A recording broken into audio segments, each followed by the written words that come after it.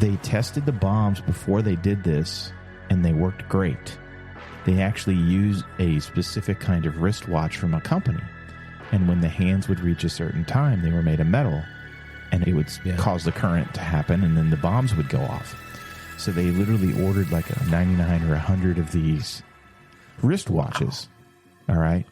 In between the time that they had tested their bombs and the wristwatches arriving, the company had decided in a cost-cutting measure to change the way they made the wristwatches. They changed the arms, the hour and minute hands, and they were now plastic and just spray painted to look like they were metallic. So the bombs didn't go off like they'd hoped. And so that's when they went into the school.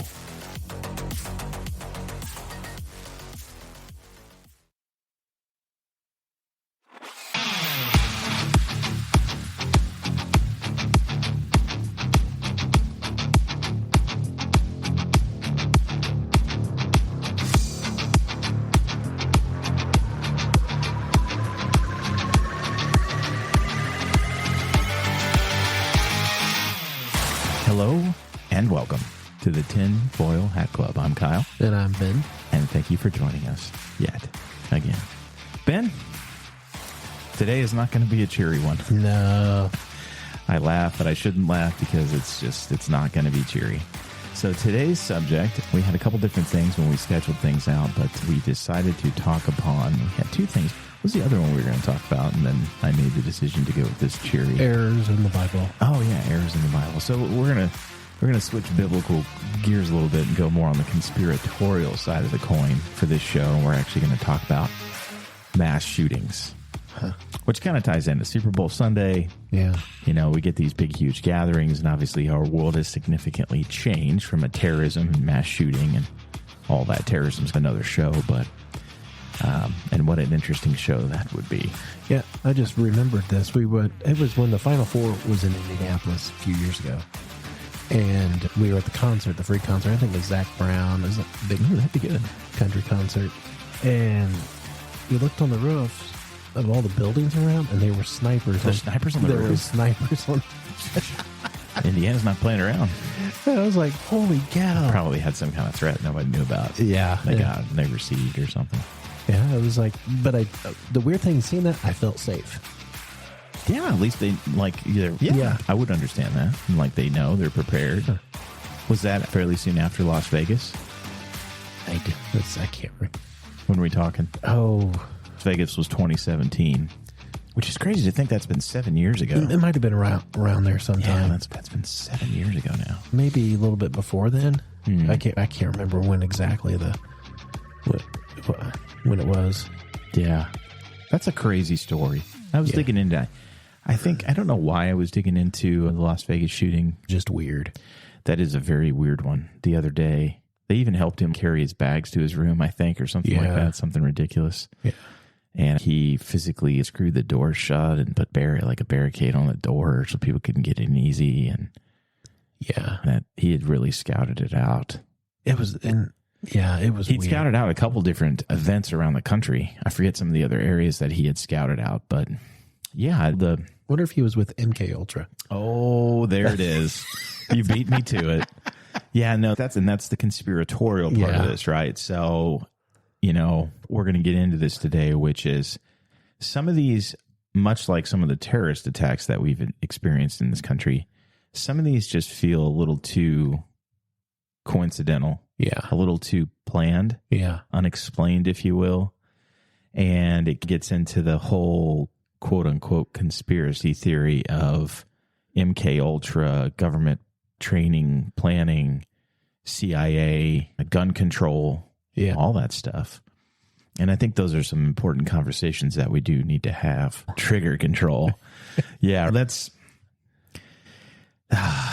a mess. There's no really good answers for some of these questions, right? Because I have to tell you, I am actually in the camp of I do not believe that there should be any record that at least goes to the government of who owns what firearm. Yeah. And I know a lot of people would just are probably gassed at that idea. But I don't think so. Because that defeats the whole purpose. And like we talked about, I guess it was 2 weeks ago now, the whole deal that's happening down in Texas is a perfect example of how we violated the Second Amendment. Yeah. Which, let's just get we're going to talk about some of these mass shootings and go through the history of it. This is another thing that's an area for me where I have been through a ton of training on this, actually, because of what my profession has been for a long time.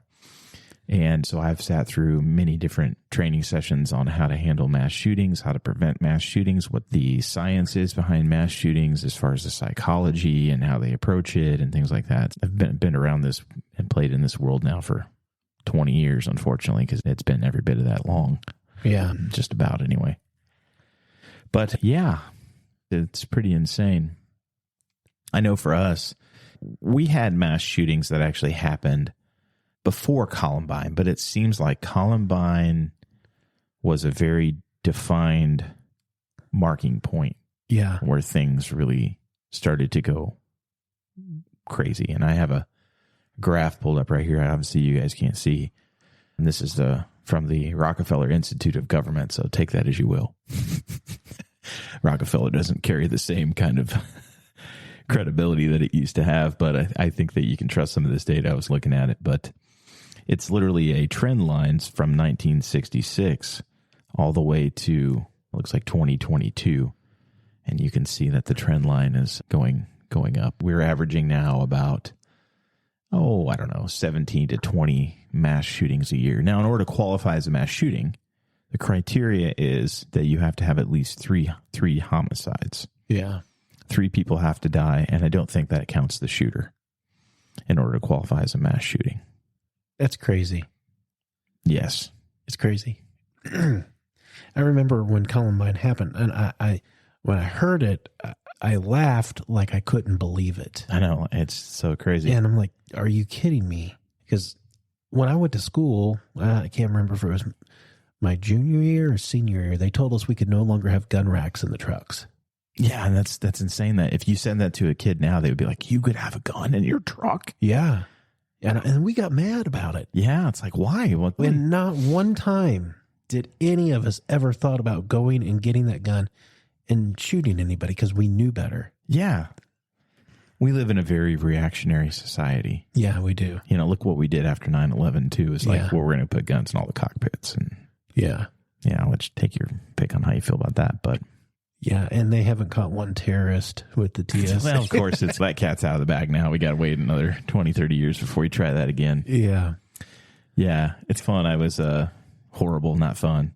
But and then we're getting off the topic of mass shootings and more into terrorism. But I was finishing up. I'm going to be actually speaking at the Indiana Health and Safety Conference for my other business at the end of the month. And I was finishing the presentation that I was going to give. And one of the examples I was using for communication and accountability was actually a story that most people don't even know, which is it's actually the deadliest aircraft aviation accident still to this day in history. And it happened in 1977 on a little airport in the Canary Islands called Tenerife. And it involved 2 747s that ran into each other on the runway. Oh, man. Yeah, and all but 61 people died. It killed like 538 people. Wow. Yeah, still the deadliest to this day. But interestingly enough, one of the little tidbit, weird, strange things, coincidence, if you will, of that is it was a Dutch Airlines, a KLM plane that was a 747, and then the Pan Am 747. And the Pan Am 747 was the first ever 747 delivered to any airline. It was like whatever number off the assembly line. It was probably like 2 after the prototypes or whatever, 3. And it was also the first one to be hijacked. Huh. It took them 6 months before they hijacked it. Wow. Maybe 5 months or something like that. But yeah, it's first ever to be put out in service and the first to be hijacked. Wow. Yeah. And totally, that was actually the one that only 61 people did live that were in the front of that jet because the pilot had started to turn it off the runway because he knew the other guy was coming. At least he saw at the very last minute that he was coming. So he was able to at least get the front part of the 747. It's crazy. Off the runway. Yeah, it's pretty sad. Glad you're telling me after my wife's back. Yeah. International travel. Yeah, which is an interesting, we were talking a little bit about this whole subject. so she was down in Mexico, which is interesting because of what we got going on the border. But I just found it so fascinating that we were talking and you said that their fascination, they were picking her brain about us as a country. Yeah. And one of the things that they zeroed in on was mass shootings. Yeah. Because that's what they see. That's what they see. And she asked them, do you guys have any school shootings or mass? They said no. They said we had one, but it was stopped as a copycat that a kid seen from the news from America. Go figure. And she goes, why don't you have this? They said, nobody can afford guns here. But keep them poor. I think it's a cultural deeper thing than just that. I'm going to get off on a little tangent. This is what I been thinking. That very rarely is there just one ingredient in the disaster stew. This is why I think they don't have that. They have other problems. That's their government and things, but like the society, does that make sense? Like the normal guy, the everyday Joe. I think they have a deeper and better respect of their beliefs than we do. They went to Basilica and there was a priest blessing people. Yeah, they're very heavily Catholic. Yes. Like one of the heaviest in the world. Yeah, even though they're Catholic but the fact that the faith, you walk around and you see it everywhere. Yeah. In America, you don't see it. No, we've abandoned God. And I think God is protecting them in that way. Yeah, no, it makes sense. And I've thought about that, and I was like, that makes a lot of sense. It does. She said that they were trying, because the priest was dipping the rose or whatever in holy water and was sprinkling it on people. Mm-hmm. So the tour guide told Maria and Gabe, go get your blessing. And so they were like, okay. So and there was a nun. We just won't tell Dad. Yeah, that's what they said. There was a nun holding an umbrella in their way. Oh, that's awesome. Every time they would move, she would move with the umbrella. Does that make it an umbrella? I guess an umbrella. An umbrella. And so finally, I think they did finally get it. Yeah. But it was just the fact that they can go out in public and be blessed. If we did that here, they think you're crazy. Yeah, no, they would. Yeah, they think you're crazy. Yeah. Or there'd be mass protests saying that how dare you force your religion on me. And yeah, we've completely abandoned God, and we wonder why we have all these things. Yeah. We just, that's a whole slew of things that we do that are just. And we are cursed. I agree with you. I'm going to get on some, probably step on toes, but we are ran by women and children, and that was one of the curses from the Old Testament. And what I mean by that is men don't do anything, really. Men have been taken out of everything because men have dropped the ball of being the leader. Yeah, and I think this is by design, too, of the evil powers that be, because if you can attack men, then you can destroy the family's unit, and you can weaken everything. Yeah. And that what you quoted right there was actually from Isaiah 3:12. I was pulling a Bible verse up while you were talking. Children will oppress my people. Women will rule them. My people, your guides, mislead you, and you don't know which way to go. Yeah. And I think that America is that. Yeah, no, I totally agree with you. I totally agree with you. We've completely attacked masculinity. Yeah. We've come up with this crazy cockamamie phrase of toxic masculinity, which is just the most ridiculous thing I've ever heard. But yeah, like you even look around the church and we've given up all of our authority. Oh, yeah. And we've put it all on the girls to do. And the girls are tired. Yeah. Like I can tell you in almost every church that I've ever been a part of, they are just eager for men to step up and help because they're tired of doing it all. I'm tired too. I hear you. Yeah, it's. And I'm young. I know that. I think about that all the time. I think I made a comment to you. I'm like, what are we going to feel like when we're in our 60s? Yeah, I know. 70s. And man, I tell you what, we are. The verse that keeps coming to my mind over and over again is, if you guys will seek my face and turn away from your wicked ways, I'll hear you from heaven and I'll heal your land. Yeah. And we're not turning away from our wicked ways, and we're not praying to God, and he ain't healing our land. No. It's just going further in the toilet. And it makes perfect sense, too, because all of the societies that have gone down these paths before us have all wound up falling apart. Yep. And you can go no further than the history book, that is the Bible. You know, everybody that poo-poos the Bible needs to go read the Bible, at least from a history perspective, right? Yeah. I want you to believe what's in there because it's true, but at least read it from a historical perspective because you can't argue with the history. Nobody says the book's not accurate from a historical perspective. I've never, 0 times heard that argument. Yeah. Like when it comes to like history. Granted, you go back far enough and they'll like, okay, it's not historically accurate from the flood and that. But when it comes to Rome and all those things that we can clearly have record of, they don't argue that. No. So when you go read the letters to the Romans and the Corinthians and the church in Ephesus and all of these areas, they could be written for us today. Yeah. It reads like a letter that Paul would write to America. Yeah. That's because that's how depraved we have become. Yeah. And we don't do anything to protect. No, we don't. We put armed guards in our banks, but we don't put armed guards in our schools. Yeah, which is insane that we even have to do that, right? But that's just where we are. And so that was 1999 when Columbine happened.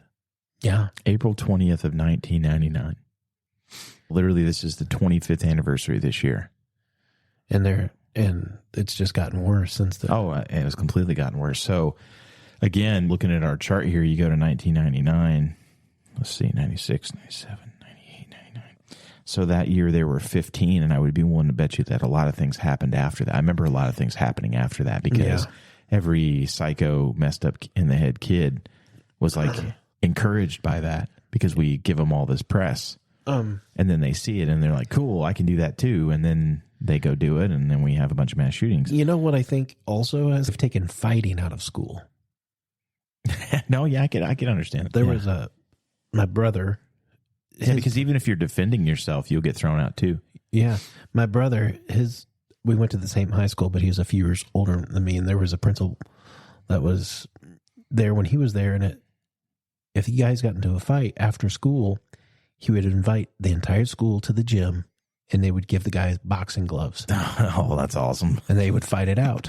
I know there's going to be people listening to that and going, oh my gosh, that's just so barbaric. And it's, would you rather them shoot it out and then kill other or people? Punch it out? And usually after they did that, they became friends. Yeah, guys are like that. Girls are not like that. Yeah. Girls are weird that way. They if they get into, first of all, guys are very structured when they fight. Typically it's not no holds barred. I'll bite you in your kneecaps and yank your wang if I have to in order to win. I will, just because I was taught that way, but I'll do whatever I need to do to win. But girls, it is no holds barred. Yeah. I will claw your eyes out of your face if that's what it takes. I will claw them straight out of your eyes. I will pull your hair out. I will smash your head against the locker. Yeah. But the guys can do that and then be cool afterwards. Yeah. It's like we get it out of us. Chicks are mortal enemies for the rest of their lives after that. Yes. Like they are just, we're done forever. And I think we try to put every kid in a box. This is how a kid is supposed to be. And you have varying kids between your 4, and we've got varying kids here between our 3. And that is ridiculous. Yeah. They're different. Yeah. Yeah. Some of you are going to find out I'm dyslexic. So I was in the LD growing up in the 80s. So I got put in the special classes, and I was the only quote unquote kind of normal person in there that didn't have any major issues. Yeah. That's a lot to deal with when you're a kid. Oh, yeah. I could see that. Sure. And a lot of the other kids couldn't understand why I was in there. Yeah, like, why are you in with the special kids? Yeah. Yeah, that's socially difficult already. And I grew up with a way different thought process than most people. Yeah, wow. And I got picked on quite a bit, but never one time had the thought, yeah, I'm going to go shoot up my school. Yes. Yeah, I forget how many. Yeah, go ahead. And I think it was because of the way I was raised. We'll be back after a quick break.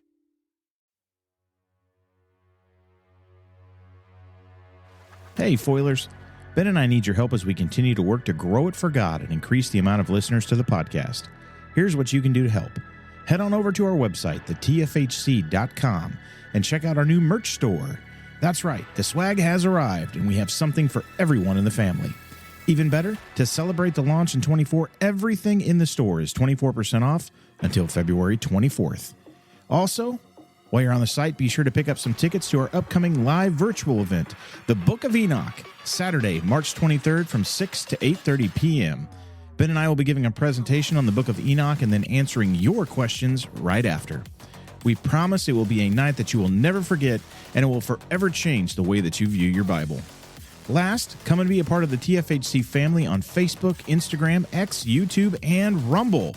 And be sure to like, subscribe, follow, and share with everyone you think would enjoy the podcast. Thanks to each of you for all your love and support. Now, back to the show.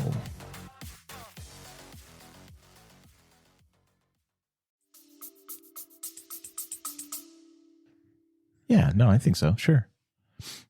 Yeah, this was like when you go back and we'll go through the story for those of you that either do not remember because it's been so long, or maybe you don't know the details of everything. Because a lot of people don't know all the details of everything. It's chilling, actually, of the Columbine story, because I think it's really important for our discussion today. But yeah, these kids were, when you go back and you look at all of these situations, clearly these people are not mentally sound. Yeah. And they've been able to have access to weaponry. The other thing too is when I was growing up, were your guns locked up in your house? Your parents? We didn't have guns. Well, that makes sense for you. But like my dad didn't lock the guns up. It was just like, hey, here they are. Don't touch them. When my dad started having kids, that's when he sold them. He was afraid he was going to shoot you. I don't know. I don't know. I can understand that. Like, not from your perspective, but just being a parent myself now. But my brother had guns. Yeah, my kids grew up around guns, but I was pretty good about keeping them locked up too. Yeah. They weren't just like laying around. Yeah. It got a little looser as we got older just because there was not the curiosity, right, with it. Yeah. But like handguns and stuff were always typically locked up, locked, loaded, ready to go, secured in some kind of quick access safe. Yeah. Or something like that. But yeah, no, that's crazy to think this year's 25 years ago. Yeah. This happened. But yeah, this was in Columbine High School in Colorado. This happened on April 20th of 1999. So this was perpetuated by, I believe, two seniors. One of them was Eric Harris and the other was Dylan Klebold. And yeah, it even says here in the article, the shooting has inspired dozens of copycat killings dubbed the Columbine effect, including many deadlier shootings across the world. Columbine is kind of become synonymous with school shootings, unfortunately. But what these guys decided to do, first of all, they amassed mass amounts of weaponry and kept them under their beds.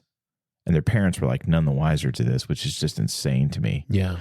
I think that's another component of it too. Societally, we have changed so much, even from the time that we were kids. We were pretty much the first generation where we were the latchkey kids, where both parents worked and we were left on our own to roam and do our own thing. Yeah. It made us very independent, but it also created situations for us to get into a lot of trouble because nobody was at home to oversee us.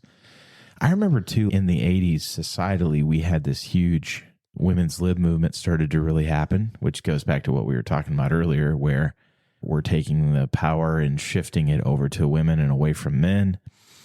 And granted, a lot of that stemmed from the fact that the men in charge were abusing their power. Oh, yeah. Clearly. So we had this societal shift. But I think even more over than that, and it was almost like if you were a housewife in the 80s, that was almost like you were embarrassed to say that you were a stay-at-home mom. You were like shunned because you were contributing to the Neanderthalic manpower, women being put down kind of thing of the times. But for me, I really go back to World War II. I think that's when our country really started to make a shift in the negative direction. When you go back to World War II, what you had was, while the guys were away at war, the women went and worked in the factories and stuff, right? So when the guys got home, a lot of the women didn't want to just go back to the kitchen. And I think a lot of the families were like, hey, this is awesome. There's two incomes. Yeah. So if you're working and I'm working, we can make double the money. Imagine all the cool stuff we can have. Yeah. And so what happened is you started to have that happen, and then you had a societal shift from an economic standpoint. And then from that point forward, we started to generally turn into a 2-income household society. And when you turn into a 2-income household society, there's nobody watching the kids. Yeah. And we all know that, those of us that have kids, is if you're not watching your kids, they're going to get into trouble. Yeah. And then we just started to have this really strange breakdown in society over time too, where it wasn't like, it was a very privatized. Yeah. Like it used to be like, if I acted up over at your house, your parents would get a hold of me and club me. Yeah.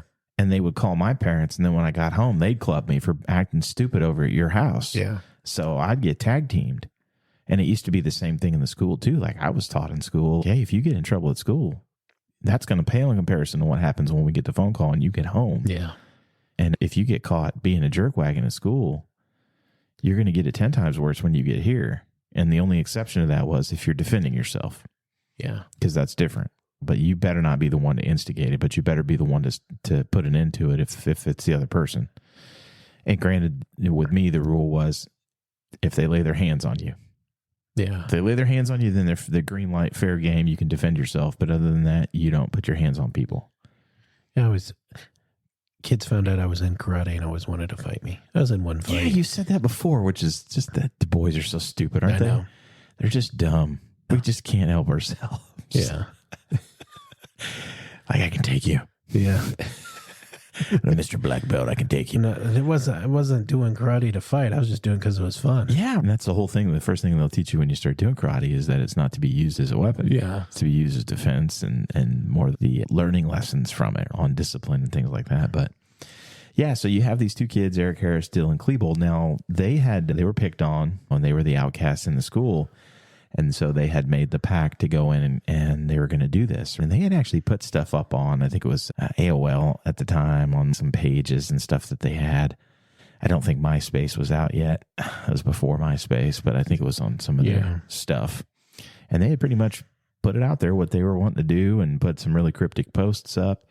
After the fact, they went in and started pulling a lot of their like computer records and things like this and their diaries and stuff. And one of them had actually written in their diary how they wanted to hijack an aircraft and fly it into a building. Do you know that? No. Yeah. So this was literally in 1999. And lo and behold, a couple years later, we have September 11th. Yeah. All good ideas are born somewhere. Yep.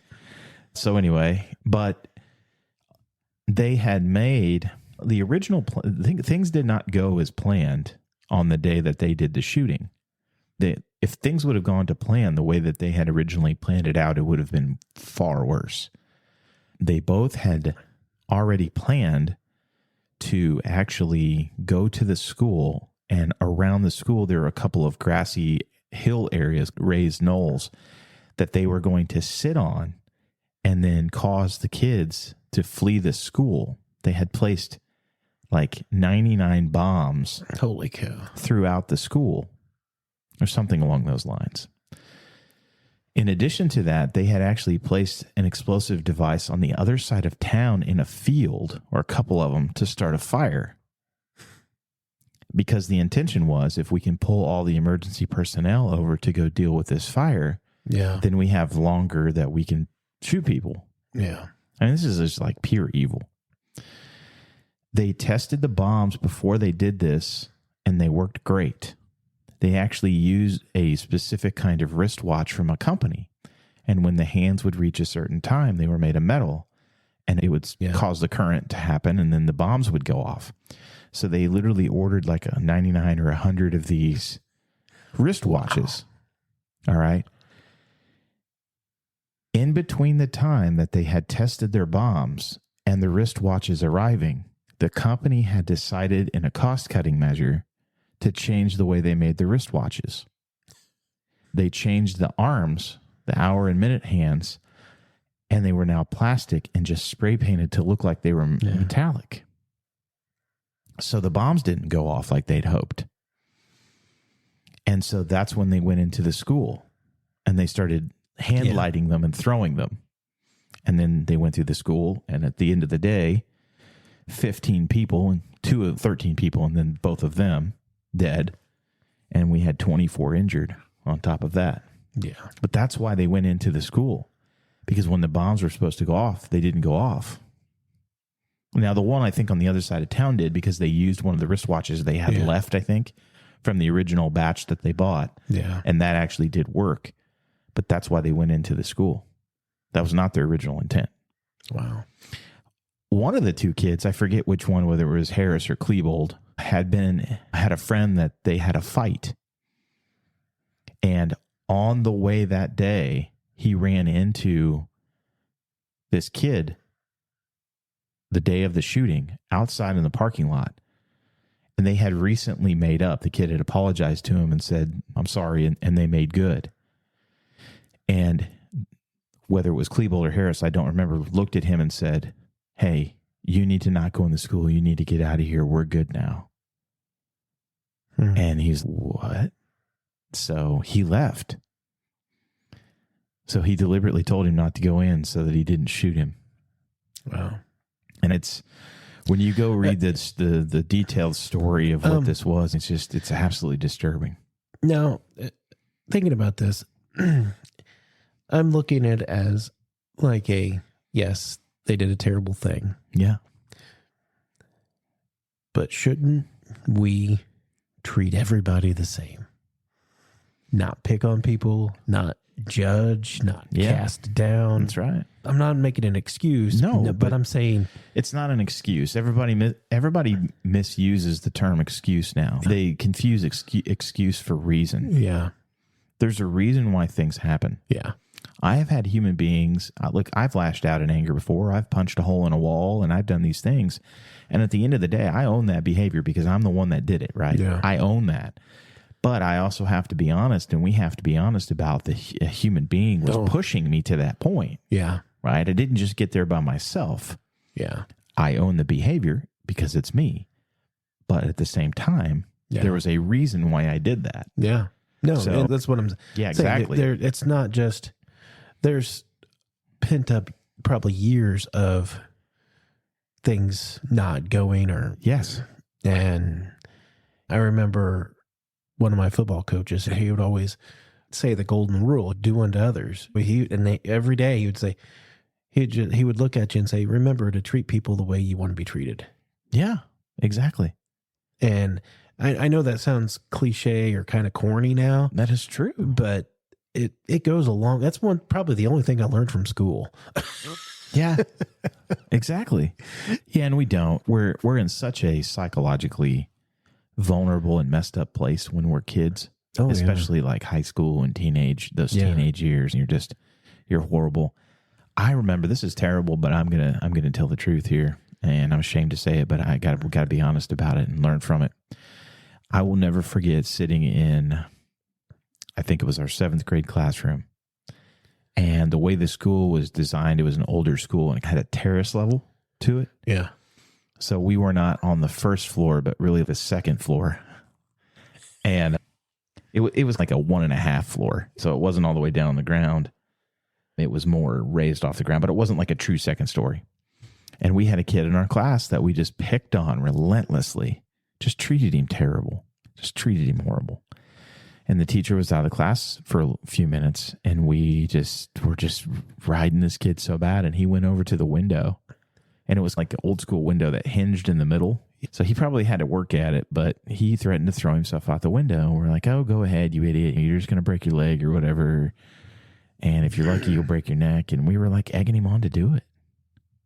And it was just, I look back at that and I'm like, man, I wish the me now would have been in there. Yeah. I would have gone up and smacked myself right in the mouth and dragged my own butt over to the window and went, "You want to jump out?" Yeah. We're just so horrible when we're teenagers a lot of times. And We don't think about. but then we turn around and we go, "Meet me at the flag." Yeah. When it's, oh, jeez, awful. Yeah. But yeah. We don't think about the future. We just think about now. Yeah. And then, like, when you psychologically drive, and I don't know the home story of these 2 kids, but it wasn't probably the greatest. And you go, like, one of their dads was a military guy. Like, he was a fairly high-ranking Air Force guy, if I remember correctly. But yeah, I mean, there was so much after what we got into afterwards. We started digging into the backstory of these 2 kids' lives. you can see clearly all of they weren't even breadcrumbs. It was like whole loaves that were laid on the ground that anybody with eyes to see should have been able to look and go, this was extremely red flag. Yeah. And we still have that kind of stuff happen. Oh, yeah. And one of the things that we teach everybody now is if you see something, say something. Yeah. Because very rarely do things happen where there's not any kind of weird red flag stuff. Yeah. But from that point, I think that was when we really started to societally, from the mass shooting perspective, really drop off the cliff. Yeah. And I think it's interesting to me that, that they had plans to hijack an aircraft. That is funny. And fly it into a building. And not more than 2 years later, that happens. Yeah. It's coincidental, is it not? I don't know. Anyway. I was thinking about the scene from Billy Madison. Was it Billy? No. Yeah. Yeah, you talking to Steve Buscemi where he's like... Yeah, and he calls him and he apologizes and he marks his name off the list. Yeah, here you go. So this was some of their writings. One of them, Harris, it looks like, had been in trouble with the law a few times before.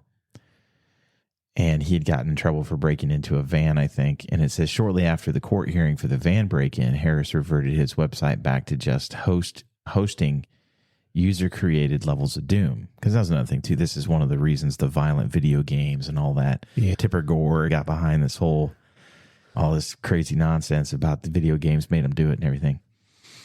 He began to write his thoughts down in a journal. Klebold had already been keeping a personal journal since March of 1997, so his buddy had already been keeping one.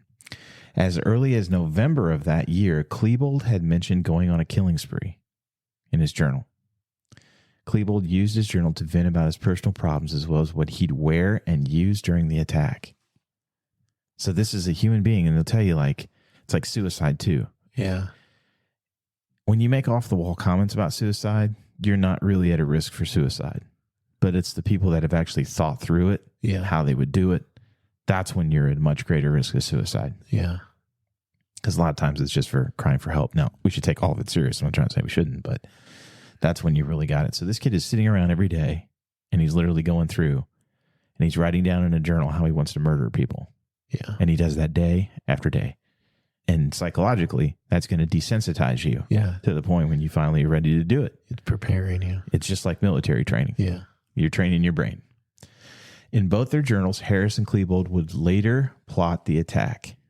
Soon after beginning his journal, Harris typed out one plan of attack, which included possibly escaping to a foreign country after the massacre, or hijacking an aircraft at Denver International Airport and crashing it into New York City. Huh. Wow. Yeah. Harris and Klebold's schoolwork also foreshadowed the massacre. They both displayed themes of violence in their creative writing projects. In December 1997, Harris wrote a paper on school shootings titled Guns in School, and a poem from the perspective of a bullet. Klebold wrote a short story about a man killing students, which worried his teacher so much that she alerted his parents. It's just, this just goes on and on. And we see this almost in every instance of mass shootings. But there is one exception. And that's what we talked about before we hit record. That happened in Las Vegas. We alluded to it here at the beginning of the show too. Yeah. That one they still have no motive for. They really have no motive for why that guy did that. He was trying to get rid of bro country. Oh my goodness. Sorry. Oh. Because it wasn't like a bro country concert or something? Yeah, it was. Jason Aldean. Route 91 Harvest. Yeah, the music festival. But yeah, it was a country music festival. Yeah. It was an empty lot that they've been using for quite some time to do kind of music festivals and stuff. They've sold it off now to somebody else. But, so yeah, he fired 1,000 rounds and killed 60 people, wounded 413. 1,000 rounds. I still don't know if it was just one person. Yeah, that's interesting too. The other really interesting thing when you read the story of it, and I forget how I got onto this earlier before our show. Maybe it was when we were writing down show ideas and I started just getting into this and doing some early research. I promise I'm not a crazy person that's going to shoot people.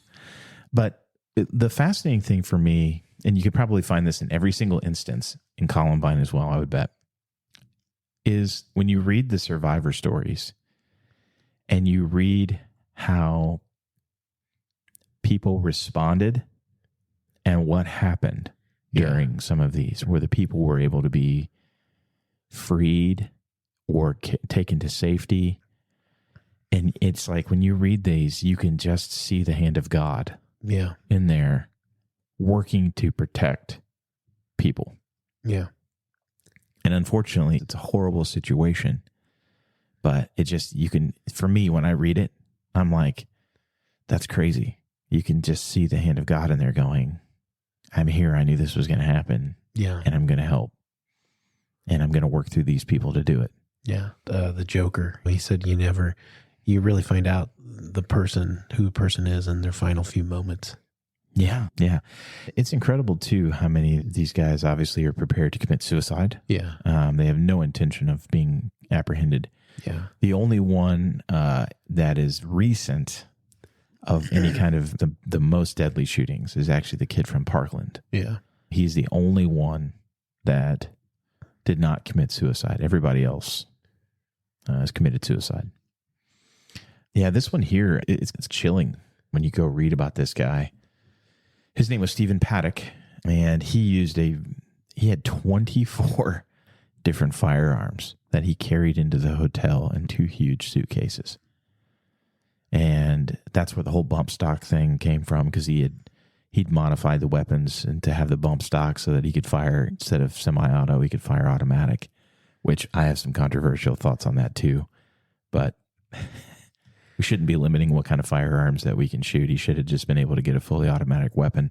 I'm not advocating for him killing people, but I'm just advocating for the fact that our gun rights have been usurped by the various states and attempts by the federal government. Yeah. No, I'm right there with you. I understand. Because the whole purpose of the Second Amendment, besides the militia, which is what we got into again 2 shows ago, you can go listen to that show, is so that we are on the same playing field, at least in some way, as our federal government. Now, the fact of the matter is like we're vastly because we've allowed them to hide so much stuff under the guise of protection of country. Yeah. There's a vast cavernous gap in technology between us and the federal government. Yeah. Unlike our forefathers that founded the country. Our forefathers? Yeah. More like 4,400 fathers. No, I just had to say that joke. No, it's crazy. Yeah, it's nutty. So what was it? Up until in the 30s or 40s, you could still buy a fully automatic gun. Yeah. Out of the back of a comic book. Really? Yeah, I think you could buy, I want to say it was a belt fed. It could have been a Tommy too. I remember seeing Thompson submachine gun. Yeah. That you could get those too. There's a lot of Army surplus too. You could probably get a BAR. Yeah. I'd love to have a BAR. I know, me too. I think those are throwing like 308 rounds at you. It's a lot of ammo, a lot of lead. Yeah. Yeah, but this cat literally carried, he had 14 AR-15s. He had 8 AR-10s. For those of you that don't know, because we need to educate people, forgive me for this just because it's the ignorance of people. And I'm not saying our audience is ignorant, but if you don't know, this is an important point, because don't listen to people that don't know what they're talking about. AR does not stand for automatic rifle. Yeah. It stands for Armalite. Yes. It's the original designers of the rifle. Okay. AR-10, that's a 308. Yeah, and the 15, which you would think would be the more potent of the two, it's actually not. An AR-10 is typically firing more deadly rounds. Yes. Those are the equivalent of a 308 caliber. Yeah. And an AR-15 typically is chambered in, these are the typical chamberings. 223, which is a 22. Yeah, which is more of a 22, a traditional I know this rifle round, not a 22 like handgun round. Completely different. Kind of off topic, but not. Years ago, I was trying to figure out which gun to buy, a 223 or an M1 carbine. Okay, yeah. And so I was doing all my research to figure out because it wasn't about the gun, it was about the bullet with me. Now, just for clarity on the carbine, just so everybody understands what that is. In a traditional AR-10, AR-15, you're going to pull the trigger once. It's going to cycle the round automatically. Whereas a bolt action rifle, which he had some of those too, he actually had one 308 bolt action rifle. A bolt action rifle is like your traditional hunting rifle, where you're going to literally have a bolt that you're going to have to cycle the round yourself. Yeah. Carbine is similar, where it will automatically cycle the round for you. Yes. But I got to looking what the U.S. government decided. So I was like, okay. Well, I can guarantee you, based on the lead-in, it wasn't a good decision because it was preceded by U.S. government. The whole design was, it wasn't to kill somebody, it was to injure somebody in the battlefield, to get them off the battle. Yeah. That's all it was. So that's why they went with the 223. Yeah, my brother, or the 5.56. Because they taught him this when he went into the military, and I'm glad to hear somebody else say this, because now I know I'm not remembering correctly from my youth. The thinking in that, because it's like, why would you not want to kill someone? The thinking in that is, Ben and I go to war together, right? And we're fighting against someone else. If someone shoots me but doesn't kill me outright, Ben now has to stop fighting to assist me. Yep. And play battlefield triage, and probably one or two other people, right? Yeah. So now we've taken 4 people out of the fight. If it's 3 people helping this soldier that's been shot, let's just say 2 people, or even 1 person, right? You've taken people out of the fight. The other thing too is, because now everyone is huddled to that location, they are now prime targets. Yeah. So you can multiply this math over and over again, and that's the evil death math. Yeah. Which more like evil wound math. Yeah, and it's pretty psychologically, it makes a lot of sense, but it's pretty dark. Yeah, and so, but it's true. That's just how they do it. Yeah, and to me that did not make any sense to me. As somebody, it's a war, you're supposed to kill people. No, just to injure them. No, yeah, and that's why. And that's why they went with the 5.56. Yeah, typically the larger rounds are reserved for a sniper, because a sniper is there to shoot you and stop you, right? And a lot of the snipers and stuff were using traditional hunting style bolt action rifles. Yeah. Yeah, I've got a couple bolt action rifles here. And he also had 1 revolver. That's it. He had a 38 caliber revolver. I have a backup. Yeah. Now I think that's strange that he didn't have any semi-auto like handgun or anything. I guess if you're rocking you're rocking some modified fully auto AR-10s and AR-15s, you don't really need to have a handgun. No. Or like a semi-auto handgun. A revolver will do. But yeah, crazy. He blew the window. He had a suite, which was like 2 rooms, I want to say, combined together. And he bolted the doors shut so that they couldn't easily get in, get access. And I want to say he went and he actually screw bolted the access door in the hallway, like the stair access maybe. I think he might have screwed that shut too. He couldn't do anything with the elevator, I don't think. But to make it more difficult to get to him, to stop him. But it's just like What hotel was this? This was in the Mandalay Bay. That's a pretty one too. It really is.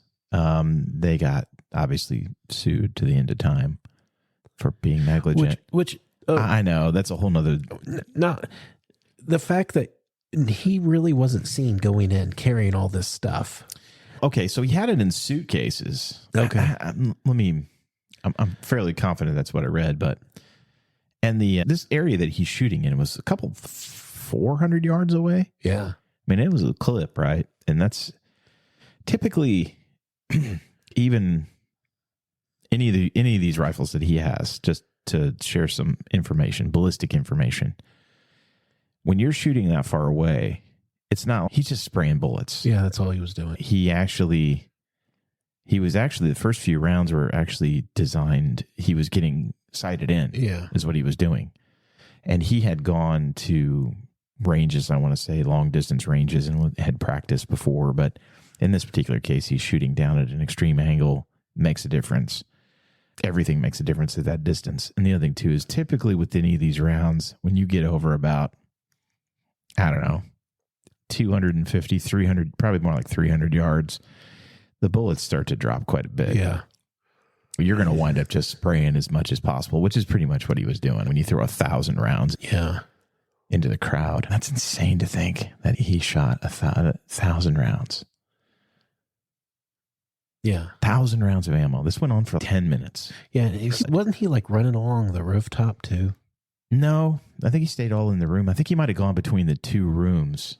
But yeah, so this is crazy too. So he had a girlfriend. And again, the girlfriend is like, why didn't you say anything? It's just crazy to me. Reading the story as it goes here, it says, according to his girlfriend, Paddock repeatedly cased Las Vegas Village from different windows in their room when they stayed at the Mandalay Bay a month before the shooting. Paddock also may have considered attacking previous events. He had researched large-scale venues in cities such as Boston since at least May 2017 and had reserved a room overlooking the 2017 Lollapalooza Festival in Chicago, but didn't use it. From September 17th, Paddock stayed at the Ogden in downtown Las Vegas, which overlooked an open-air Life is Beautiful festival that ran from September 22nd to 24th. Paddock's internet search terms from mid-September included SWAT weapons, ballistics chart for 308, which is why he did what he just did a second ago, telling how much bullet drop he would get, which is exactly what he was doing. SWAT Las Vegas, and do police use explosives? So what you can see there is he was trying to figure out how long he would have and what he needed to do to keep them from coming into the room. Yeah. Paddock arrived at Mandalay Bay on September 25th, 2017, and booked into room 32-135, a complimentary room on the 32nd floor. 4 days later, he also checked into the directly connected room 32-134. Both suites overlooked the site of the concert at Las Vegas Village. During his stay at Mandalay Bay, Paddock spent much of his time gambling, usually at night. He interacted with employees more than 10 times, including twice on the day of the shooting. The MGM Resorts International spokesperson said that all interactions were normal in nature. Cell phone records show that he also made multiple visits to his home in Mesquite. With the help from Hotel Bellman, he brought five suitcases to his room on September 25th, 7 on the 26th and 2 on the 28th, 6 on the 30th and 2 on October 1st. Holy cow. So yeah, what is that? 7, 8, 9, 5, so that's 14, 20, 22 suitcases over the span of about a week. September 30th, he placed do not disturb signs on the doors of both rooms. And we already talked about the weaponry. So yeah, he was firing from 10:05 to 10:15, 10 minutes constant. They said the only time the bullets didn't come was when he was reloading the guns. And he had a lot more, like rounds, obviously, than just 1,000. Now, did they take him out or? He shot himself when the room was getting ready to get breached. So here's the backstory to that. Shortly before he started shooting, so this is at about 10 o'clock, hotel security guard Jesus Campos was sent to the 32nd floor to investigate an open door alert. He attempted to open a door that provided immediate access to the floor, but found that would not open. After Campos entered the floor, he discovered an L-shaped bracket screwed into the door and door frame, which prevented the door from opening. After reporting the discovery to his dispatch center, he heard what was thought was the sound of rapid drilling coming from 135 and went to investigate the matter. At approximately 10:05 p.m., he was hit in the right thigh by one of about 35 bullets that Paddock fired through the door of his suite. After Campos was hit, he took cover in the alcove between the rooms and immediately informed the hotel by radio and cell phone that he had been shot, though he believed he'd been shot with a BB or pellet gun. At the time, maintenance worker Stephen Shuck was on the same floor to fix the door that Campos had reported being barricaded. The already wounded Campos encountered Shuck and told him to take cover. Shuck contacted hotel dispatchers over his radio, informed them of the ongoing shooting, and told them to call the police. Neither Las Vegas Metropolitan Police Department nor MGM Resorts International, the Mandalay Bay's owner, have confirmed when the information about the initial shooting was relayed to the police. That's interesting in and of itself, but so yeah, he used a hammer to break the windows. When we stayed in Las Vegas, we stayed at the Golden Nugget, and our window opened. That's an old hotel. But I'm surprised they still have windows that'll open. It slid all the way open. So you could just plunge. We were on the 25th floor. Because most modern hotels, you can't. They've designed them so that you can't and Maria's kill like, yourself. Please keep the window or closed. the kids can't fall out. Yeah. Yeah, that's crazy. That was 2014 when we were At there. what floor? You said? 25th floor. 25th. Yeah, you're going to die. That's like, again, coming from the safety world for all those years. The government typically uses like OSHA. Yeah. OSHA uses 4 feet. So anything over 4 feet, they typically tell you have to have some kind of fall protection. Because literally a fall from 4 feet can kill you. Yeah. If you land on your neck and stuff. Yeah. Right? It doesn't take much.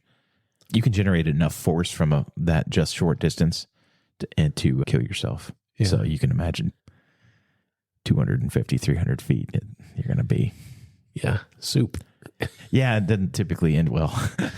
It's like Hank Williams Jr. Hank Williams Jr. fell 500 feet. Yeah. I want to say, and lived. And Yeah. that's why he's got the beard and stuff now, because he mangled his face so bad. Yeah. Yeah, that's a crazy story. 500 feet, man. Yeah. Whew. Yeah, that's miracle stuff there. So yeah, he tried to. There were some jet fuel tanks behind the festival right there, because McCarran Airport is like right there. Yeah. He actually shot the tanks on purpose to try to ignite the jet fuel, but jet fuel doesn't. You got to work to ignite jet fuel. It's not that easy. Yeah. A bullet's not going to do it. But yeah, he was trying to blow up the tanks. Yeah, that's.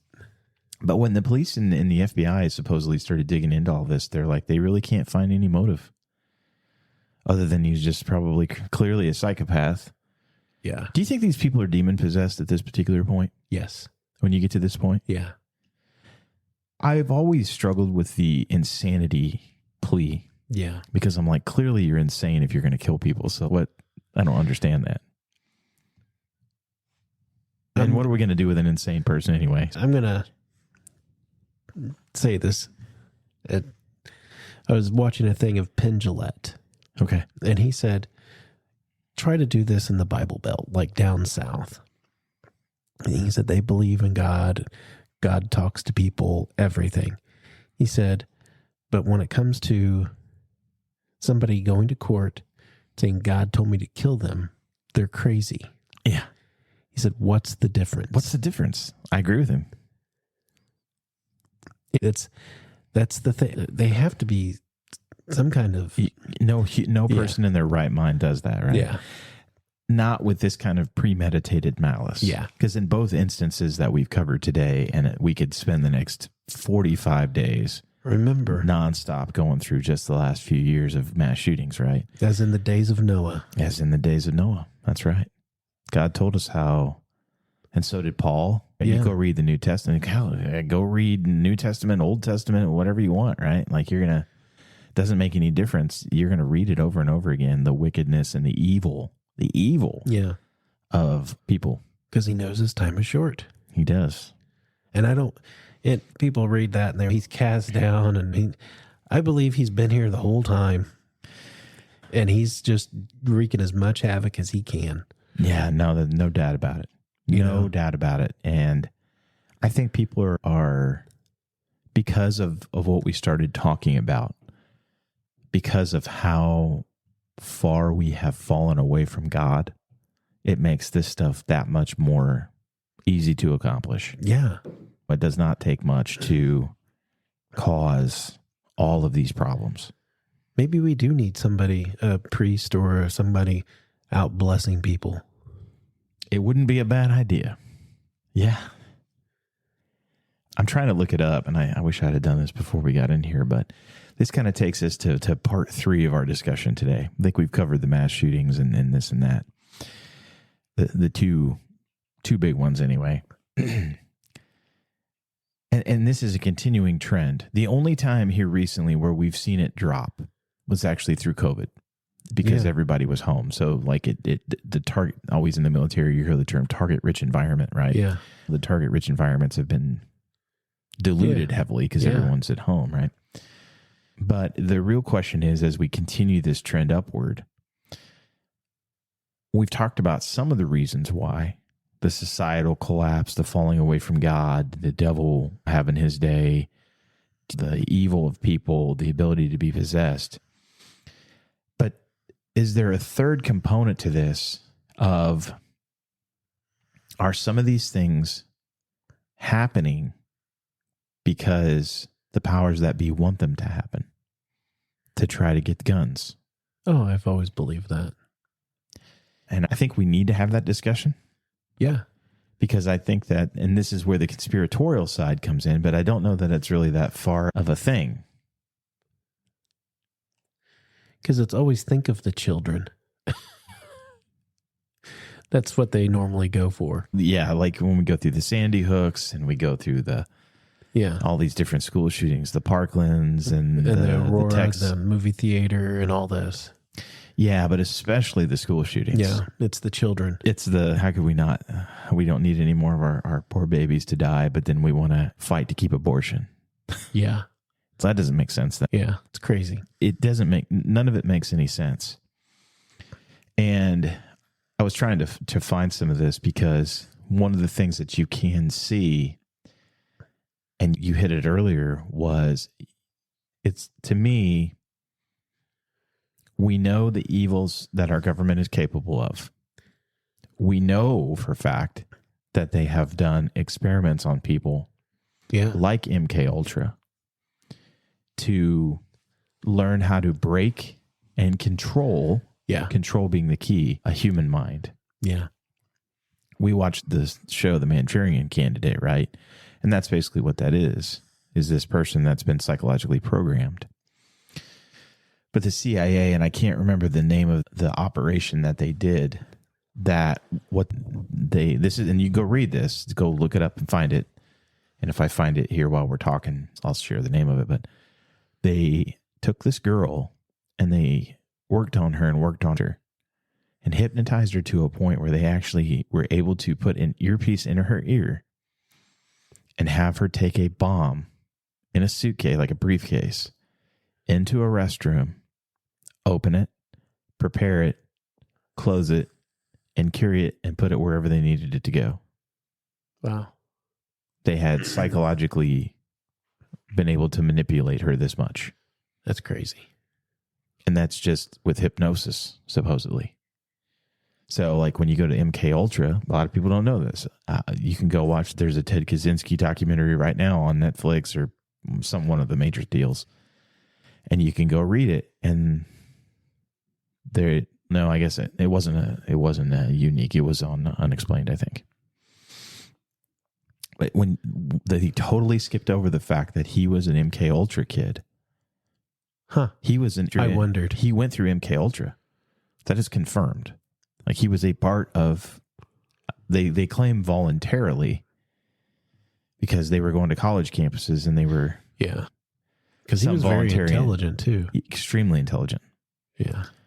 But he became very deluded with technology and society and went out and got his cabin. And what really set him off was people were coming out there on their bicycles and planes were flying over, and he just felt like he couldn't get away from the technology. So then he started doing the mail bombs, taught himself how to make bombs, and started doing the mail bombs. Yeah. And then it obviously ramped up. They finally caught him, but this went on for a couple decades. Yeah. A couple decades. He started off by targeting universities, Northwestern, I think. And then he went after some judges and stuff. Yeah, I think something like that. Which I just remember the Saturday Night Live skit of Will Ferrell playing him when they caught him. Goodness gracious. Sorry. He's finally, I was really lonely, guys, or something like that. Oh, my goodness. Oh, it's terrible. Sorry, my mind always goes. No, but when we look at this stuff, it's like, are these people the Sandy? And the other thing, too, is like when you see these people and you look in their eyes, you can just see the vacancy. Yeah. Pictures of them or whatever. And you can just see the shark eyes. Yeah. That just blackness. Yep. And they're just demon, nothing. Yeah. Psycho. Has the government gotten these people? And is this a ploy to get the guns? Because if you can get that's the last thing that's standing in the way of total totalitarianism by our government. Yeah. Is get the guns. Yeah. That pesky Second Amendment. We do everything we can to violate it on the outskirts, but it's written at least strong enough where they can't totally get it. Yeah. Which, if you want a little history dive, you can thank my heroes, the Anti-Federalists, for your right for free speech and your right to bear arms, because originally we didn't have any of that stuff. Yeah. And they absolutely screamed and cried that we needed to control the power of the federal government. So the first 10 amendments to the Constitution were your Bill of Rights, and that was all from the Anti-Federalists that we should have listened to. Yeah. Because they said we needed to limit the power of the government. And We really do. Yeah. good old Alexander Hamilton, the leader of the Federalist Party. Yes. He was. He Yes. was such a jerk. I know. Why is he on the $10 bill? Why does he get a multicultural Stephen Sondheim song and dance thing? I don't know. Yeah. It goes back to the saying, watch who your heroes are. Yeah. Everybody gets more deified in death. Yes, they do. It's amazing. Yeah. But yeah, do you think it's happening for that reason? Do you think it's a ploy to come and get the guns? I think it is. What did Jesus say? Sell a cloak. Get a sword. Everybody always goes that Jesus was nonviolent. Jesus. He said, we have a sword. And he said, that's good enough. He said, a sword was, if you have one gun, that's good enough. Yeah, that's good enough. You can stop somebody from doing a bad thing. Yeah, because wasn't it him too that he was sitting with them, and I forget what he was talking about, but it was one of the parables, and he said, if the homeowner would have known that what time the thief would be coming, would he have not have stopped him? Yeah. How are you going to stop him? Yeah. You're going to just chew him out? Yeah. No, you're going to have to use force. Yeah. The other thing too is Christ said, if you've seen the Father, then you've seen me. Yeah. And we can go back and we can look, and God's obviously isn't nonviolent. Am I wrong here? Yeah. Jesus got violent. Yes. What I love about that was he took the time to make a whip. It said he made a whip and he drove them out of the temple. You're talking when he's overturning the Yes. tables and stuff? Yes. Oh, I don't remember the whip part. Yes, he took time to make a whip. I think he fashioned a whip or something. Let's see. We're talking Matthew 21. Yeah. So let's pull up Matthew 21 while we're talking here. But yeah. So now if your Jesus is a pacifist. Yeah, and it's not accurate. Is he telling you that you should do that at every turn that you can? Yeah, absolutely. We're supposed to be people of nonviolence. What that means is we shouldn't be seeking out violence. Yes. We should be prepared. It's like the line from Roadhouse. Someone that's looking for a problem isn't as much of a problem as someone who's ready for it. I've never seen Roadhouse. No, so there you go. You can go watch the remake. That's getting ready to come out. No. From my naughty years, but yeah, let's see. Jesus clears the temple. So this is Matthew 21:12. Jesus entered, and I'm reading from the NLT, so forgive me for that. Jesus entered the temple and began to drive out all the people buying and selling animals for sacrifice. He knocked over the tables for money changers and the chairs of those selling doves. He said to them, the scriptures declare my temple will be called a house of prayer, but you have turned it into a den of thieves. The blind and the lame came to him in the temple, and he healed them. The leading priests and the teachers of religious law saw these wonderful miracles, and even heard the children in the temple shouting, "Praise God for the Son of David." But the leaders were indignant. They asked Jesus, "Did you hear what these children are saying?" "Yes," Jesus replied. "Haven't you ever read the scriptures? For they say you have taught children and infants to give you praise." So it's also John. Mark, I believe, is what I read here. Let's see. Mark 11, 15 and verses 15 and 18. So let me pull up Mark 11. We'll scroll down to verse 15. When they arrived back in Jerusalem, Jesus entered the temple and began to drive out the people buying and selling animals for sacrifices. He knocked over the tables of the money changers and the chairs of those selling doves. He stopped everyone from using the temple in the marketplace. He said to them, the scriptures declare my temple be called out a house of prayer for all nations, but you've turned it into a den of thieves. Then, of course, they're like, we got to kill him. So they plan on killing him. And then, let's see. Oh, John 2:14. So we'll go to John 2:14.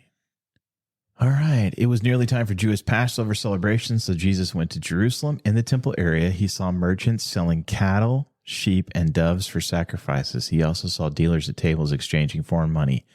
Jesus made a whip from some ropes and chased them all out of the temple. He drove out the sheep and the cattle, scattered the money changers' coins all over the floor, and turned over their tables. Then going over to the people who sold the doves, he told them, "Get these things out of here. Stop turning my Father's house into a marketplace." Then his disciples remembered his prophecy from the scriptures, "Passion for God's house will consume me." But the Jewish leaders demanded, "What are you doing? If God gave you the authority to do this, show us a miraculous sign to prove it." He should have struck them all dead.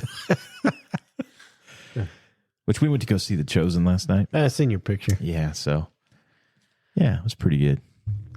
It was pretty good. They skipped over the transfiguration. I was a little bummed. Oh, they did? Maybe they're going to revisit that like in a flashback sequence or something. Yeah. But we went to Caesarea Philippi. Yes, we did. Did they bring some stuff up?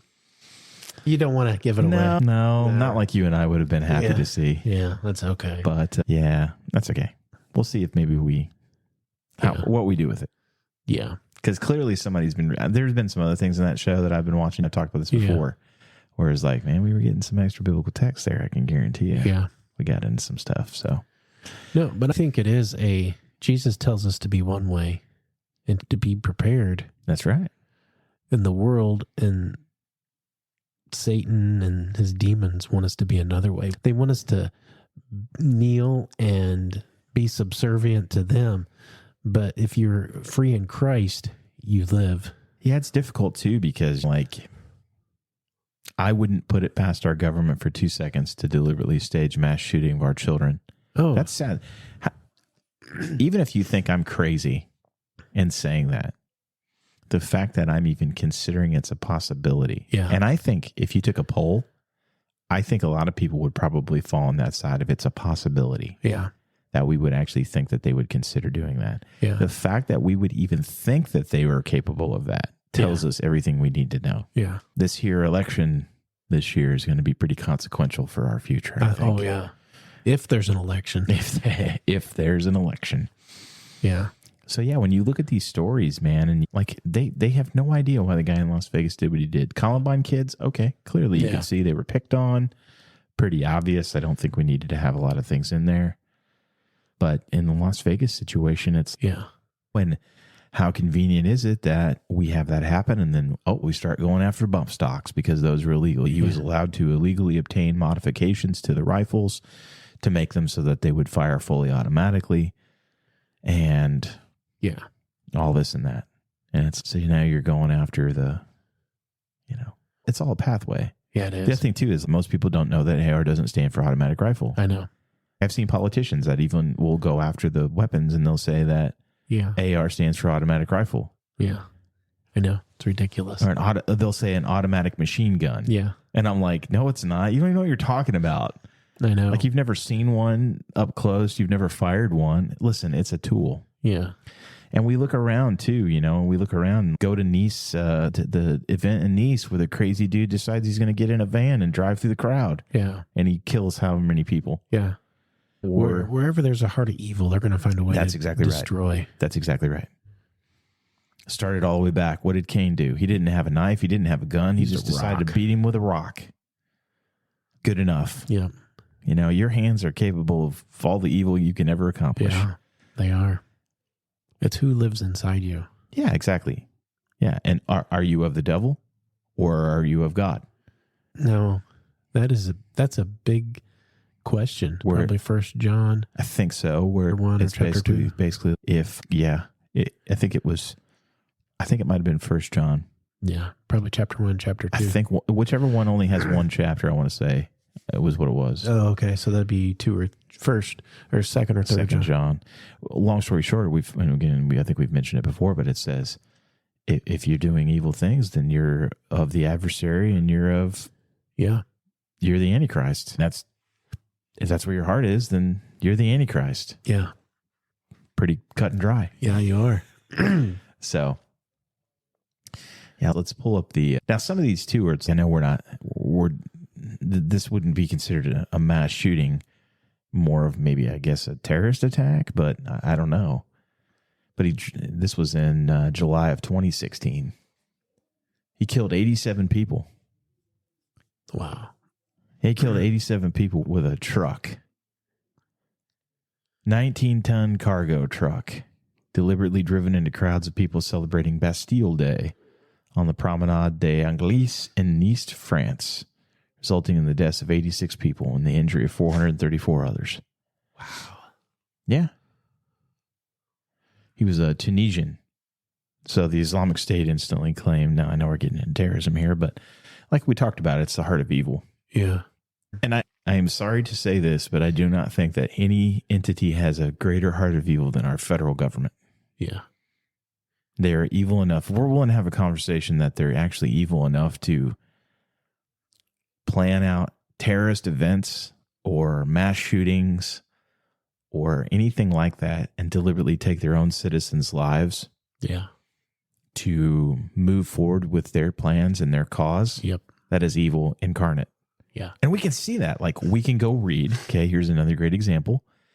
Go read Freedom of Information documents, right? You can go find them right now. Go look up Operation Northwoods or North Winds. I forget which one it is. Or it was they wanted to hijack planes and pin it on the Cubans. Yeah. To make it look, to get the American people favorable to go into war with Cuba. Yeah. And even shooting down stuff. It's just disturbing. Yeah, I know it is. And my thing is, we go to war with all these countries on the other side of the world, but we don't even help the countries that are close to us. No. Yeah. No. Because we don't care. They have nothing to offer us. That's why. No, yeah, exactly. We just use them. Yeah. Yeah. It's the other thing, too, is that I found interesting from what we were talking about earlier when it comes to Mexico, right? You said that they have, and she was talking to like her family down there who are Mexican. Like they're not just down there, like they're Mexican. Yeah. And they had no interest whatsoever of coming to America. No, none of them do. And they're saying that the vast majority of people who are crossing the border are probably not even Mexican. Yeah. They're some other nationality that are just using the border to get across. Yeah. Go figure. They do want to come here for the money. Yeah, because we're rich. Yeah. It's like her cousin, he asked, he was playing Xbox and he goes, where's the best place I can sell stuff around here? Like in Mexico. And they said, America. You'll get the best money. Yeah. And he said, I don't want to go to that. We're going to be involved in a mass shooting when we go up there. Yeah. That's probably what they think, right? They think like mass shootings are waiting around every corner. Yeah, they do. They think that's all that's on the news that they see. The shootings everywhere. Yeah. And that's another thing too, is we've already identified, I think long ago, that the media is controlled by the government and the powers that be in this country. Oh, so they are going to perpetuate whatever their goals are. Yeah. And because the first way to get this stuff to stop is to stop giving it press. And she asked him about the cartels. Yeah. And they said, nobody down here can afford the drugs. That makes sense. Oh, that they take them to America. Yeah. Yeah. And they said they're not going to make any money down there. No, they said if somebody's on meth or heroin there, they consider them lost. They're done. You just bye-bye. Yeah. Wow. That's another thing, too, is I think we've had, for a long time, we've had this thing where we have to keep trying to save people. And I always come back to the thing here recently in the last few years with Christ's words, where it's like, hey, smack the dust off your feet. Yeah. If they don't want to listen to you, don't waste your time. Yeah. Solomon, I think, that said, don't cast your pearls before the swine. Yeah. Don't give them your best stuff because they don't care. They don't listen. Yeah. You're wasting your time and your air. It's like you're not going to change anybody's mind on Facebook. No, you're not. If you want to change somebody's mind, I wrote this down here recently. If you want to change somebody's mind, you got to start by changing their heart. Yeah. Starts with a relationship. Yep. Starts with a relationship. And until you change somebody's heart, you're never going to change their mind. Yeah. And if somebody doesn't have a heart for God, then they're not going to be godly. No. But if they have a heart for wickedness and evil, then that's what they're going to produce. They're going to produce the fruit of wickedness and evil. And they're going to go take, what do we say, 20 suitcases into a hotel and smash out windows and fire 1,000 rounds on a crowd and then shoot themselves because they just are that filled with wickedness. Yeah. Evil. Evil. Pure evil. Evil continually. Yeah. As in the days of Noah. As in the days of Noah, my friend. Not a cheery one today, Ben. No. But I think it's important to have. And we're talking to Super Bowl Sunday, and we see these things. And obviously, we'll probably do another show on terrorism because that's a whole nother ball of wax we can get into, and talking about some facts and zeroing in on what did happen 2 years after Columbine. Yeah. That's another thing, too, is I think we've chatted about this before, too, where we've talked about how we can clearly see that Hollywood will foreshadow the things that they're planning on doing. Because I think, like what in that verse in Amos, God reveals his plan to the prophets. Oh, yeah. And whether they're good or bad. We watched a show the other day called The Black Files. It's like a whole show with the guy's former CIA, and he's going around, he's investigating the different black programs that the government has and that they do. And he was talking about they had a meeting with Michael Bay and Oliver Stone and different Hollywood directors and screenwriters, and asked them to script out how a good terrorist attack on us, on America, so that they could do contingency planning for it. Wow. It was like they wanted the creativity because they weren't creative enough to come up with some of these things. Now they are. Yeah, it's just, I think what from that is, and there's another show on there where they were talking about advanced technology that they've seen in the movies, and the military's literally gone, that's a really good idea. We can do that. And they didn't think of it until they saw it come from Hollywood. So you can clearly see it's a two-way street. Yeah. They use Hollywood to foreshadow and telegraph what they're going to do, but then they also steal from Hollywood when they see an idea. I'm still waiting for Transformers to come down. But yeah, like it's you just look at this and you're like, did someone go, hey, that's a good idea? That's where the cell phone came from, was Star Trek, wasn't it? Oh, was it? The flip phone. Yeah, it makes sense. I love how we're going back to flip phones now, too. It's so weird. Like, I know. We do this weird, this crazy psychological. I know. Yeah, the AI and everything. That's another show in and of itself. Yeah. Some of the things that are going on there. But yeah, not a cheery subject today, my friend. No, but it was. Hopefully the Super Bowl goes off without a hitch. Don't really care who wins. Just want to see a good game. I guess I would rather see San Francisco win, but I'm tired of Kansas City. They've worn me out. We could do a whole show on conspiracies, in the NBA and all the sporting world. Yes. And that's the thing too, of like, now that they have allowed gambling, because it was for a long time, they refused to allow gambling. Yeah. They didn't want to have anything to do with the gambling. And then somebody said, you know how much money you're missing out on? And they were like, you know what? I think we can loosen the rules a little bit. Yeah. And they let Oakland move to LA because LA was desperate to get any kind of sports team, or Las Vegas rather. Sorry. I think I said LA. Yeah. Las Vegas was desperate. So that's why they moved? Yes. Okay. Because the minute that they did that, they're like, okay, let's just go ahead and do it. So they let the Raiders move from Oakland into Las Vegas. And that same time frame there, they were like, okay, we're going to embrace gambling. That's why you got all the gambling ads now for DraftKings. It's ridiculous. Yep. It's ridiculous. Which is, there's nothing that says that you can't gamble in the Bible, but obviously if it's some kind of vice to you, just like drinking or... But the two commercials that are most are prescription drugs and gambling, because that's the biggest money makers in the U.S. It is, yeah. I recently had a thing going on with my leg and I refused. I'm not going to, because I know what the traditional methods would be to treat it. And I'm like, I went and I did a lot of research and I looked at all natural ways to do all the things that I needed to do. And I started doing them and I'm improving. Yeah. Because God gave us everything we need naturally. Yeah. And I don't trust the pharmaceutical companies. I wasn't an anti-vaxxer before. Now we're going to get banned. But now I am. Oh, you just did it. Gladly. Yeah. End of the show. Yeah. No, I don't. We're off YouTube now. No, whatever. Screw tube. Nah, I don't think we went far enough to. We'll see. There's always rumble. Yeah. That's why we did it, right? We knew. It's right. So anyway, hopefully everybody enjoys the Super Bowl today. If you watch, that's great. And if you don't, that's great too. Because I can understand your stance when we decided we didn't want to stand for the national anthem or whatever. Everybody's got to, you're entitled to your stance. Yeah. No problem. But yeah, mass shootings we're going to have more. Yeah. It's a guarantee. They're going to keep doing this until they can figure out a way to win over. Got to win the hearts, right? Because if you can win the hearts, then you can change the minds. Yes. And then you can get them to give up their guns voluntarily. And once you give up your guns voluntarily, welcome to Nazi Germany. Yeah. Yep. Welcome to 2020 Australia, where they can come in your house and arrest you because you agreed with somebody on Facebook. Yep.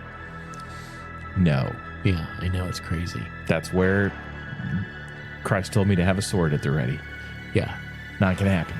Yes. Because if you're willing to do that to me, then what are you not willing to do? Yeah. That's a tough one. That's a tough situation from Christianity standpoint. Yeah. But, all right. With that, we will call it a day on this show, and we will catch you next time on The Foil. Take care. Bye. Atomic.